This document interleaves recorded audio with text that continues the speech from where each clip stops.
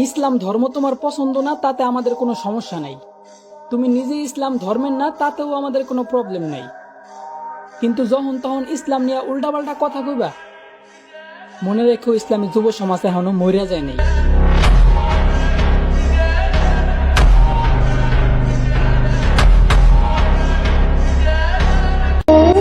ধর্ম যার যার উৎসব, সবার মুসলিম হয়ে এই কথা মুখে আসে যাদের, এক পুরুষে জন্ম দেয় নাই তাদের।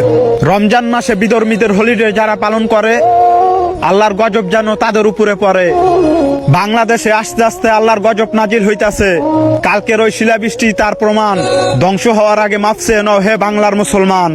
মুসলিম দেশে আলেমরা থাকে কারাগারে বন্ধ, আর আমাদের চোখ থাকতেও আমরা হয়ে গেছি অন্ধ।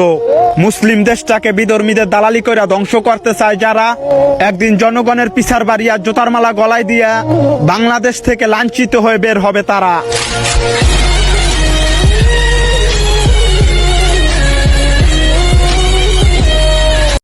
কবরে বাঁশ পচার আগে লাশ পৌঁছা যায়, তবুও মানুষ কত অহংকার দেখায়। একদিন মাটির ভেতরে হবে ঘর।